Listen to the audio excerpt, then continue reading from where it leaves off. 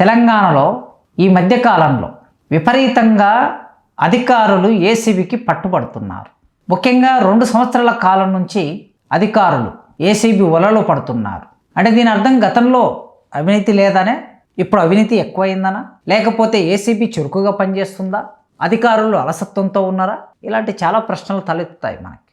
నిన్ననే 2 రోజుల కిందట మహబూబ్నగర్ జిల్లా రవాణా శాఖ డిప్యూటీ కమిషనర్ కిషన్ గారు ఏసీపీ అధికారులకు పట్టుబడ్డారు. వారం కిందట ఉస్మానియా యూనివర్సిటీ బిల్డింగ్ డివిజన్లో శ్రీనివాసులను ఒక ఇంజనీర్ పట్టుబడ్డాడు. ఇంకొక 10 రోజుల కిందట ఇలా పేర్లు చెప్తూ పోతే చాలామంది పట్టుబడ్డారు. ఇందులో అన్ని కులాల వాళ్ళు ఉన్నారు. ఒక ప్రశ్న అప్పుడప్పుడు తలెత్తుతూ ఉంటుంది సోషల్ మీడియాలో, ప్రైవేట్ సంభాషణలో. ఏమిటంటే ఎస్సీలు, ఎస్టీలు, బీసీలు ఎక్కువగా అవినీతి అధికారులు ట్రాప్ చేసి వాళ్ళని, ఎస్సీ, ఎస్టీ, బీసీలను ట్రాప్ చేసి పడుతున్నారు. ఎక్కువగా వాళ్ళు సస్పెండ్ అయి ఉద్యోగాలు కోల్పోతున్నారు. పై వర్గాల వాళ్ళు కాస్త డబ్బు బలమో, కుల బలమో, రాజకీయ బలమో ఏదో ఒక పలుకుబడితో బయటపడుతున్నారు అనే చర్చ కూడా నడుస్తూ ఉంది. అయితే ఇక్కడ అవినీతి విషయంలో మనుషులు కాపాడుకోవడానికి తప్పనిసరిగా మన భారతదేశంలో అనేక రకాల ప్రభావాలు పనిచేస్తూ ఉంటాయి. సామాజిక హోదా పనిచేస్తుంది, రాజకీయ హోదా పనిచేస్తుంది, పలుకుబడి పనిచేస్తుంది. ఇవన్నీ ఉంటాయి ఖచ్చితంగా ప్రభావాలు. కానీ మనం అందరం సీరియస్గా ఆలోచించాల్సింది ఏమిటంటే అసలు అవినీతి అనేది ఎవరు చేసినా తప్పే. ఎస్సీలు చేసినా, ఎస్టీలు చేసినా, బీసీలు చేసినా, ఓసీలు చేసినా, మళ్ళీ అందులో మహిళలు చేసినా, పురుషులు చేసినా, చిన్న ఉద్యోగి చేసినా, అటెండర్ చేసినా, ఎంఆర్ఓ చేసినా, కలెక్టర్ చేసినా, మంత్రి చేసినా, ఎవరు చేసినా అవినీతే. కనుక అవినీతిని అవినీతిగానే మాట్లాడదాం మనం. ఆ అవినీతి వలన బాధితులైనటువంటి వాళ్ళు వివిధ సందర్భాల్లో నిజంగా అవినీతికి పాల్పడకుండా, కొన్ని సందర్భాల్లో కొందరు పై అధికారుల మాట వినలేదనో, లేదా రాజకీయ నాయకుల మాట వినలేదనో కొన్ని ఉద్దేశాలు ఆపాదించి ట్రాప్ చేసే సందర్భాలు కూడా కొన్ని ఉంటాయి. అక్కడక్కడ మనం చూస్తూ ఉంటాం. ఆ సందర్భాల్లో నిజాయితీగా ఉన్న వాళ్ళను ట్రాప్ చేసి కేసు బనాయించి వాళ్ళను బాధ పెడుతున్నప్పుడు అలాంటి వాళ్ళ పట్ల వారి పక్షాన ఖచ్చితంగా సమాజం నిలబడి మాట్లాడాలి. ఎందుకంటే నీతిమంతులు ఉన్న చోట వాళ్ళని రక్షించుకోవాల్సిన బాధ్యత కూడా సమాజం మీద ఉంటుంది. కానీ 90% పైగా ఏదో స్థాయిలో అవినీతికి గురి కావటం అనేది జరుగుతూ ఉన్నది. ఈ అవినీతిని చూడండి, ఈ పదం మనం చాలా సందర్భాల్లో మాట్లాడుతూ ఉంటాం. గంభీరంగా మాట్లాడతారు. నీతిగా జీవించాలి, నీతిగల విలువలతో ఉండాలి, నీతిమంతులుగా ఉండాలి, నిజాయితీగా ఉండాలి అని ఇట్లా మాట్లాడుతూ ఉంటాం. ఈ నీతి అనే ఈ పదానికి సంస్కృత భాష ప్రకారం చూసినప్పుడు దీన్ని ఒక ధాతువుగా పరిగణిస్తారు ఇలాంటి పదాలని. నీతి అనే పదం పక్కన అ అనే ఒక అక్షరాన్ని తీసుకొచ్చి చేర్చాం మనం, అది అవినీతి అయిపోయింది. కనుక నీతికి అవినీతికి ఒక అక్షరమే తేడా, ప్రయోజనానికి అప్రయోజనానికి ఒక అక్షరమే తేడా, కనుక స్వార్థానికి నిస్వార్థానికి ఒక అక్షరమే తేడా.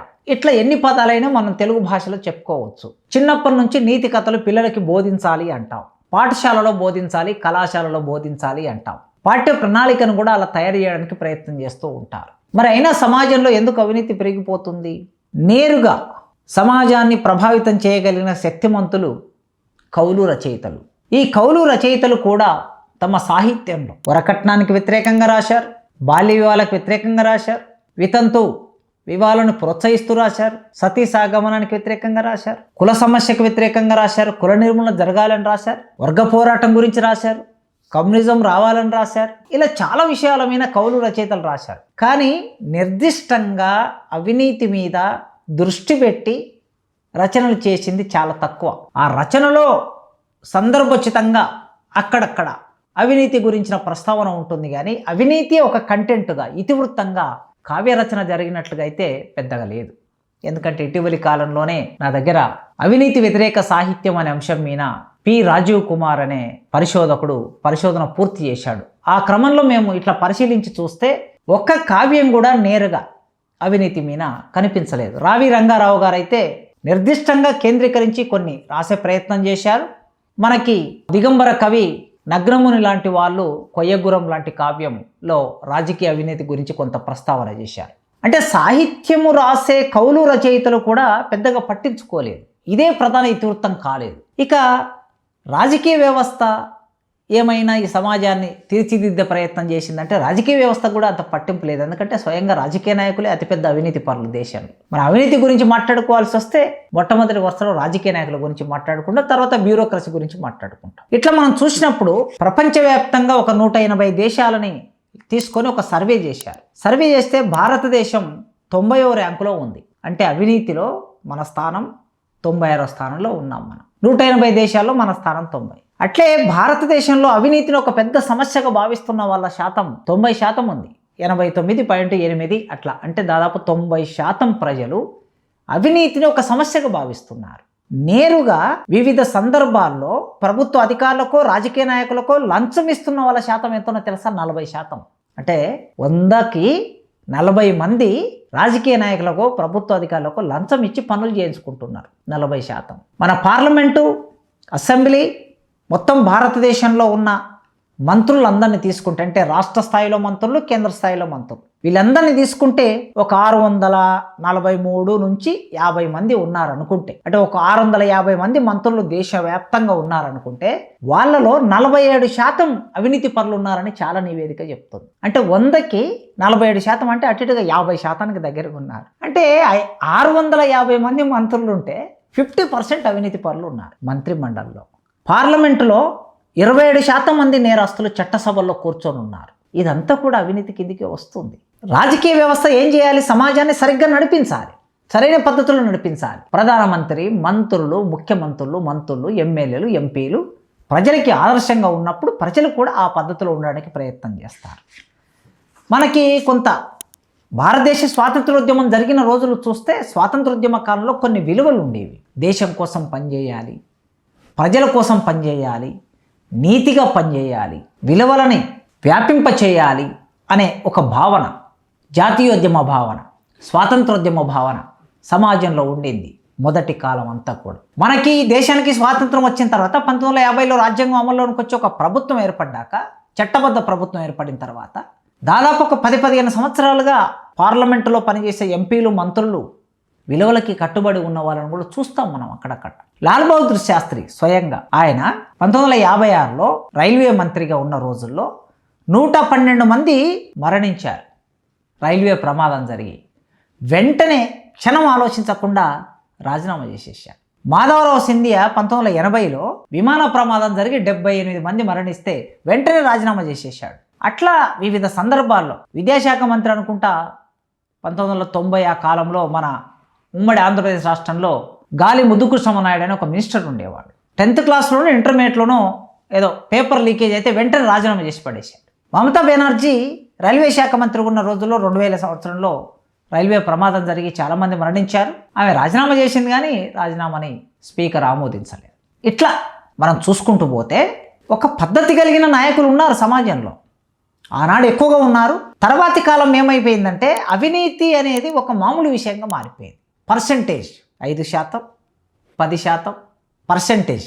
₹1,00,00,000 కాంట్రాక్ట్ ఇస్తే దాంట్లో ఒక 10 లక్షలు ఆ కన్సర్న్ మినిస్టర్కి ఇవ్వటము లేదా అధికారికి ఇవ్వటము, ఇలా ఒక పద్ధతిగా మారిపోయింది. ఎందుకు మారిపోయింది ఇది అంటే భారతదేశంలోకి విదేశీ కంపెనీలు ప్రవేశించిన ఒక క్రమం చూస్తాం మనం. ఈ విదేశీ కంపెనీలు ప్రవేశించిన సందర్భంలో చాలా ఈజీగా భారతదేశంలో ఉన్న రాజకీయ నాయకులైనా, అధికారులైనా డబ్బులకు ఆశపడతారనే భావన వాళ్ళకు ఉంది కనుక ఇక్కడ కాంట్రాక్టులు తీసుకోవడానికి, ఇక్కడ పనులు చేయడానికి వివిధ ఎన్జిఓలు, కంపెనీలు సులభంగా రాజకీయ నాయకులు వశం చేసుకొని అవినీతిని విపరీతంగా పెంచారు. 1990ల తర్వాత ప్రపంచీకరణ వచ్చాక విదేశీ టీవీలు వచ్చాయి, విదేశీ సెల్ ఫోన్లు వచ్చాయి, రకరకాల వస్తువులకు సంబంధించినటువంటి ఉత్పత్తులు భారతదేశంలోకి ప్రవేశించినప్పుడు వాటి ఉత్పత్తికి సంబంధించిన అనుమతులు ఎక్కడ దొరుకుతాయి?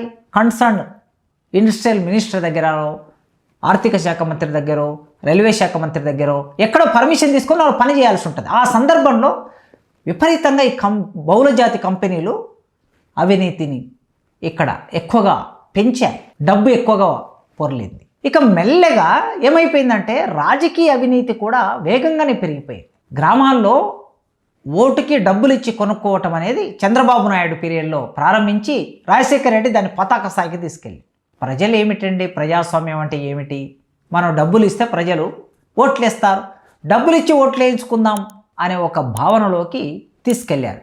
అట్లా మనం చూసినప్పుడు 2000 సంవత్సరం నుంచి మొదలు పెడితే ఇక ఈనాటి వరకు మొన్న మన కళ్ళ ముందు చూసాం, ఇది సర్పంచ్ ఎన్నికలకు సంబంధించి 50 లక్షలు, కోటి రూపాయలు. వార్డు మెంబరు 3 లక్షలు 4 లక్షలు ఖర్చు పెట్టాడండి. వార్డు మెంబర్ అంటే ఎన్ని ఓట్లు ఉంటాయి? 200 ఓట్లు ఉంటాయి ఒక వార్డులో, మ్యాక్సిమం 300. 200 నుంచి 250 ఓట్లుండే దగ్గర 3 లక్షలు ఖర్చు పెట్టండి. ఒక మనిషికి ఎంత ఇస్తున్నారు మీరు ఒకసారి ఆలోచించండి. అంటే 5,000 కూడా ఒక ఓటుకిచ్చి ఓటును కొనుక్కున్నటువంటి సందర్భాలను కూడా పేపర్లో మనం చూసాం. అంటే ఇట్లా రాజకీయ అవినీతి విపరీతంగా. ఎమ్మెల్యేని కొనేశారు, ప్రభుత్వాలు మార్చడానికి ఎమ్మెల్యేలు కొనేశారు, ఎంపీలను కొనేశారు. మనం 1995 నుంచి మొదలు పెడితే కేంద్రంలో యునైటెడ్ ఫ్రంట్ ప్రభుత్వాలు వచ్చాయి. కోయలేషన్ గవర్నమెంట్స్ అంటాం, సంకీర్ణ ప్రభుత్వాలు. ఏ పార్టీకి సంపూర్ణ మెజార్టీ రానప్పుడు అన్ని పార్టీలు కలిసి ఒక దగ్గర ఉండటం. అప్పుడు ఏమైపోతుంది? ఎంపీలు తమ కోరికలు తీరనప్పుడు సడన్గా మద్దతు విత్డ్రా చేసుకుంటే, ఒకరు ఇద్దరు మద్దతు విత్డ్రా చేసుకుంటే కూడా ప్రభుత్వం కూలిపోతుంది. వాజ్పేయి ప్రభుత్వం అట్లే కూలిపోయింది, 2 ఎంపీలు మద్దతు విత్డ్రా చేసుకుంటే. కనుక ఇట్లాంటి సందర్భాల్లో కూడా ఎంపీలను కొనేయటం, ఎమ్మెల్యేలను కొనేయటం, ఇది విపరీతంగా సమాజంలో పెరిగింది. రాజకీయ నాయకులే ఈ అవినీతిని పెంచి పోషించారు. ఇక అధికారులు, బ్యూరోక్రసీ, చదువుకొని వచ్చినటువంటి బ్యూరోక్రసీ, నీతి నియమము పద్ధతులు మంచి లక్షణాలు వ్యాపింపజేయాల్సిన బ్యూరోక్రసీ, ఐఏఎస్ ఆఫీసర్లు కాడ నుంచి మొదలు పెడితే కింది వరకు మంత్రులకి పనులు చేయడానికి, కాంట్రాక్టర్లకి పనులు చేయడానికి, కంపెనీలకు పని చేయడానికి, ప్రజలకి పనులు చేయడానికి, మెల్లగా ప్రాజెక్టులు, పెద్ద పెద్ద ప్రాజెక్టుల నిర్మాణం రావటము, వాటికి పర్మిషన్లు ఇవ్వడానికి అధికారుల దగ్గరికి కాంట్రాక్టర్లు రావటం, పెద్ద పెద్ద హైవేలు నిర్మాణం చేయటము, వాటి అనుమతుల కోసం అధికారుల దగ్గరికి కాంట్రాక్టర్లు రావటం, విమానయానాలు, పెద్ద పెద్ద విమానయానాలు, రైల్వే లైన్లు, ఇట్లా కొన్ని 1000 కోట్లు ప్రాజెక్టుల నిర్మాణం, 1000 కోట్లతో ఆ నిర్మాణాలు జరుగుతున్నప్పుడు వేగంగా అనుమతులు రావడానికి, వేగంగా బిల్స్ రావడానికి. ఇప్పుడు చూడండి, గత 10 సంవత్సరాలుగా ప్రైవేటు కాలేజీలకి, ఇంజనీరింగ్ కాలేజీ, డిగ్రీ కాలేజీలకి బిల్స్ రాలేదు, ఫీజు రియంబర్స్మెంట్ రాలేదు. తర్వాత కాంట్రాక్టర్లకి బిల్స్ రాలేదు. ఇప్పుడు కాంట్రాక్టర్లు ఎవరైనా సరే ఏం చేస్తారు? ఎక్కడో దగ్గర వడ్డీ తీసుకొచ్చి పెడతారు. ఆ వడ్డీ నెలలకి 100 కోట్లు తీసుకొస్తే నెలలకి వడ్డీ కట్టాలంటే 2 కోట్లు కట్టాలంటే దానికి బదులు 2 కోట్లు తీసుకెళ్ళి అధికారికి లంచం ఇచ్చి బిల్లు పాస్ చేయించుకోవచ్చు కదా అని ఒక భావనలోకి నెట్టబడ్డారు. ఇది కొనసాగుతుంది. మరి ఇంత కొనసాగుతుంటే మనం అందరం చూస్తున్నాం కదా, సమాజంలో నిజాయితీ కలిగిన వాళ్ళు, విద్యార్థి యువతరము, సామాన్య ప్రజలు, నైతిక బాధ్యత కలిగినటువంటి పౌర సమాజం ఏం చేస్తున్నాం? మనం మౌనంగా ఉంటున్నాం. ఇట్లా మౌనంగా ఉంటే ఈ సమాజం నిలబడుతుందా, నడుస్తుందా? ఆలోచించండి. చిన్న చిన్న విషయాలకు కూడా కొన్ని సందర్భాల్లో రోడ్ల మీదకి వస్తారు కదా, ఎందుకు అవినీతి గురించి సీరియస్గా ఆలోచించట్లేదు? అవినీతి గురించి సభలు సమావేశాలు ఎందుకు జరగటం లేదు? పట్టించుకోవాల్సిన విషయాన్ని పట్టించుకోనకపోతే ఈ సమాజం, ఈ దేశం సంక్షోభంలోకి నెట్టబడుతుంది. ఇవాళ అవినీతి అనేది అతిపెద్ద రుగ్మతగా భారతదేశాన్ని పట్టి పీడిస్తుంది. ఎంఆర్ఓ ఆఫీస్కి వెళ్ళి ఒక క్యాస్ట్ సర్టిఫికేట్ పూర్తి చేసుకొని రావాలంటే, ఒక రేషన్ కార్డు పని పూర్తి చేసుకొని రావాలంటే, ఒక పాస్బుక్ పని పూర్తి చేసుకొని రావాలంటే కనీసం డబ్బు ఖర్చు పెట్టకుండా ఆ పని జరిగే పరిస్థితి లేదు. అందుకే దీని గురించి రాజకీయ నాయకులు ఆలోచించరు, అధికారులు ఆలోచించరు. కనీసం సమాజం, పౌర సమాజం ఆలోచించాలి. ఉడుకునెత్తులతో ఉన్న విద్యార్థి యువతరం ఆలోచించాలి. అవినీతికి వ్యతిరేకంగా ఉద్యమాలు రాలేదు దేశంలో.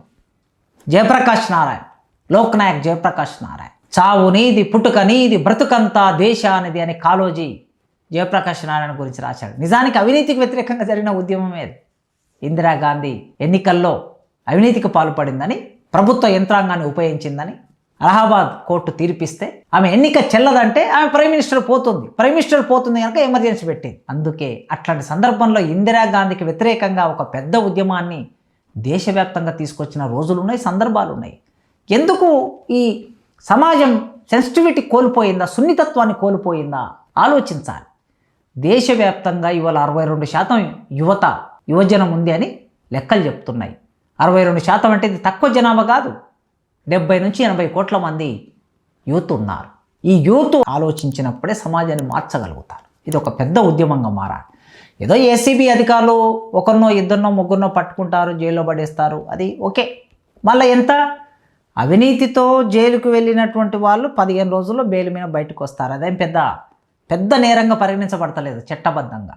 ప్రజాస్వామ్య వ్యవస్థలో ప్రజాస్వామ్యం బతకాలని, రాజ్యాంగం బతకాలని, విలువలు బతకాలని, వాక్ సభా స్వాతంత్రం బతకాలని, అన్యాయం జరగకూడదని, మనిషితనం మంచితనం ఉండాలని పౌరులందరికీ సమాన అవకాశాలు రావాలని మాట్లాడుతున్న వాళ్ళ మీద మాత్రం యూఏపీఏ లాంటి అతి కఠినమైన చట్టాలను ప్రయోగించి వాళ్ళని జైల్లో పడేస్తారు.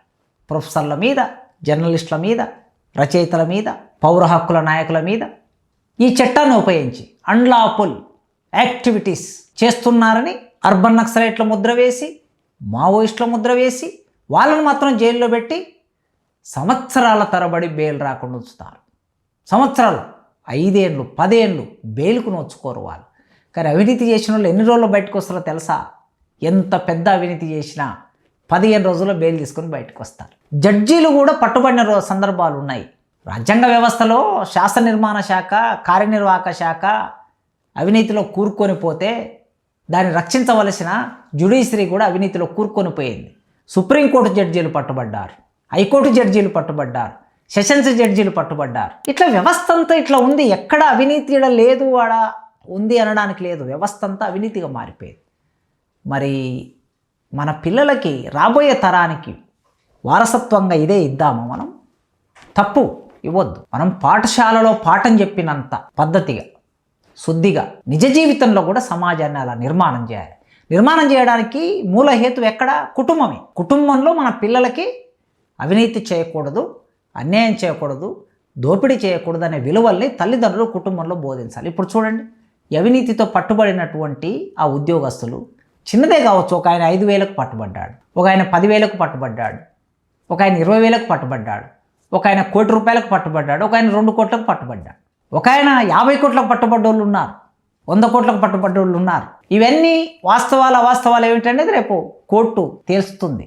కానీ ఆ కుటుంబం ఎంత డిస్టర్బెన్స్కి గురవుతుందో చూడండి మీరు. పిల్లలని మంచి పాఠశాలలో, మంచి కాలేజీలో లక్షల ఫీజు పెట్టి చదివించడం కోసమో, ఐఐటీలో చదివించడం కోసమో, లేదా లగ్జరీస్గా వాళ్లకు కార్లు కొనిచ్చి, బండ్లు కొనిచ్చి వాళ్ళని తిరగడం కోసమో మనం తయారు చేస్తున్నాం. ఆ క్రమంలో ఏమవుతుంది? ఇలాంటి అవినీతి కార్యకలాపాలకి పాల్పడవలసి వస్తుంది. నిజాయితీగా పనిచేసే వాళ్ళు అసలు సమాజంలో తన మొత్తం జీవితంలో ఒక ఇల్లు కట్టుకోవడం కూడా అతి కష్టమైపోయి, పన్నులు కట్టడానికి 2 లక్షల జీతం వచ్చేటటువంటి వాళ్ళకి సంవత్సరానికి 50,000, నెలకి 50,000 మన ఇన్కమ్ ట్యాక్స్ కట్టవలసి వస్తుంది. తీర చూస్తే ఏం మిగలదు. కనుక పిల్లలకి రంగురంగుల ప్రపంచాన్ని మీరు చూయిస్తారు కదా, ఈ రంగురంగుల ప్రపంచాన్ని చూయించడం కోసం అవినీతికి పాల్పడితే రేపు పేపర్లో మీరు వార్త అయితే నీ కుటుంబం అవినీతి కుటుంబం అంటే ఆ పిల్లలకి ఎంత అవమానం ఒక్కసారి ఆలోచించండి మిత్రులారా, ఉద్యోగ మిత్రులారా. తెలంగాణలో 10 లక్షల మంది ఉద్యోగులు ఉన్నారు. అవుట్సోర్సింగ్, కాంట్రాక్టు, పర్మనెంట్ ఉద్యోగులే 4 లక్షల మంది వరకు ఉంటారు. 4 లక్షల మంది పర్మనెంట్ ఉద్యోగులైనా లేదా కాంట్రాక్ట్ ఉద్యోగులైనా ఎవరైనా మీరు ఆలోచించండి. నెలకింత జీతం వస్తుంది, దాంతో మనం బతకొచ్చు. అవినీతికి పాల్పడకండి. మీ పిల్లలు తలదించుకునే పరిస్థితి, మీరు తలదించుకునే పరిస్థితి సమాజం ముందు కలగకూడదు. మీరు సీరియస్గా ఉండండి, విలువలతో జీవించండి, విలువని బోధించండి. ఇది ఒక్కరోజుతో అయ్యేది కాదు. ఒక మనిషిని పట్టుకొని కేసు పెట్టి జైల్లో పెట్టిన మాత్రాన్ని ఇది పోయేది కాదు. మొత్తం సమాజంలోనే మార్పు రావాలి. సమాజంలో మార్పు రావడానికి కుటుంబం ఒక కేంద్రం. కుటుంబంలో మంచి విలువలు బోధించాలి, తర్వాత స్కూల్లో బోధించాలి, తర్వాత కాలేజీలో బోధించాలి. సినిమాలు, అట్లాంటి సినిమాలు రావాలి. ట్యాగూర్ లాంటి సినిమాలు వచ్చిన రోజుల్లో చూసాం మనం. అవినీతి అధికారులు కొన్నాళ్ళు అవినీతి తీసుకోకుండా భయపడిపోతున్నారు లంచం తీసుకోవడానికని ఆ రోజుల్లో వార్తలు రాశారు. కనుక మొత్తం సమాజాన్ని సెన్సిటైజ్ చేయాలి, సున్నితత్వంగా మార్చాలి. మార్చడానికి నా ఉద్దేశంలో ఎప్పుడైనా సరే యువతరం పూనుకుంటేనే ఇది జరుగుతుంది. కనుక మీరు మౌనంగా ఉంటే, మాట్లాడవలసిన వాళ్ళు మౌనంగా ఉంటే మీరు కూడా అవినీతి చేసినట్లే, మీరు కూడా నేరం చేసినట్లే. మౌనం కూడా ఒక నేరమే కదా. కనుక నాకు తోచిందేదో నేను మాట్లాడుతున్నా, మీతో సంభాషిస్తున్నా. మీకు తోచిందేదో మీరు మాట్లాడండి. అట్లా ఈ రాష్ట్రంలో ఉన్నటువంటి 4 కోట్ల మందిలో కనీసం ఒక 50 లక్షల మంది అవినీతి గురించి మాట్లాడినా కొత్త చట్టాలు వస్తే మొత్తం సమాజం అంతా మార్పుకు గురవుతుంది. మీ ఆలోచనలో భాగం పంచుకోవాలని ఈ చిన్న ప్రయత్నం. Thank you.